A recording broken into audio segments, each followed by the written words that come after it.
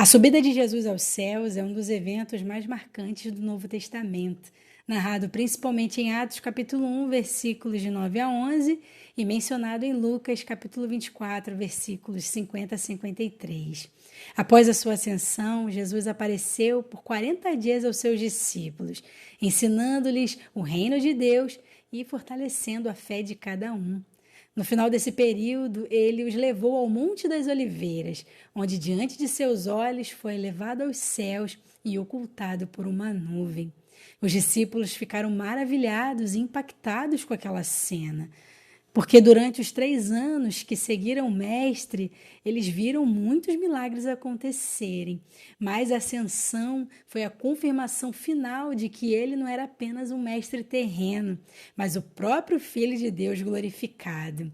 Além disso, a ascensão marcou a transição do ministério terreno de Cristo para sua exaltação celestial.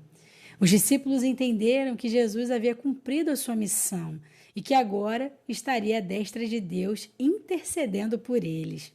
Eles receberam a promessa da volta de Cristo, que foi anunciada pelos anjos. Eles disseram assim: esse Jesus que dentre vós foi recebido no céu, assim virá de modo como vistes subir. Atos capítulo 1, versículo 11.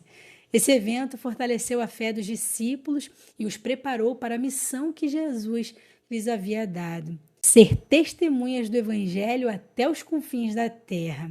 Atos 1:8. A ascensão de Cristo não representava uma despedida definitiva, mas a certeza de que ele continuaria presente através do Espírito Santo, que em breve desceria sobre eles no dia de Pentecostes. A ascensão de Jesus teve um impacto profundo, não apenas entre os discípulos, mas também no cenário político e religioso daquela época. O Império Romano já havia testemunhado a crucificação de Cristo e a confiança que isso gerou entre os judeus e seguidores de Jesus. A notícia de que ele havia ressuscitado e subido aos céus desafiava diretamente a autoridade romana e a crença de que o imperador era divino.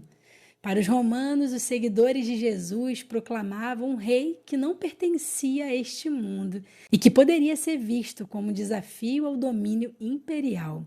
A ascensão de Cristo reforçou a mensagem de que ele estava vivo e reinava sobre todas as nações, o que aumentava a resistência dos cristãos a qualquer culto ao imperador.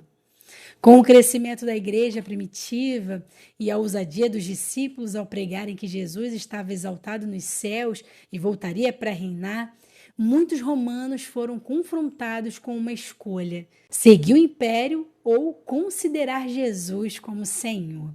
E qual é a conclusão disso tudo? É que a volta de Cristo será visível e gloriosa. Não vai ser em segredo, mas como diz Apocalipse 1:7, todo o olho verá. E a descida de Cristo será acompanhada com grande poder e glória, e ele estabelecerá juízo sobre as nações e também a restauração do reino de Deus. Jesus mesmo declarou que a sua segunda vinda será como um relâmpago que ilumina todo o céu, impossível de ser ignorado. Porque assim como o relâmpago sai do Oriente e se mostra até o Ocidente, assim também será a vinda do Filho do Homem. Mateus 24:27. No final da grande tribulação, ele descerá com os exércitos celestiais, pisará no Monte das Oliveiras, conforme diz Zacarias 14:4, e derrotará o anticristo e seus exércitos lá no Megido, conforme Apocalipse 19, versículos 11 a 21.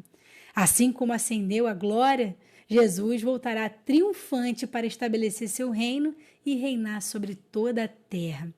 Assim, a ascensão de Jesus não foi apenas um momento glorioso, mas um divisor de águas na história da fé cristã. Ela reafirmou a soberania de Cristo, fortaleceu a missão da igreja e lançou a base para um testemunho que, mesmo diante de impérios e perseguições, permanece vivo até os dias de hoje.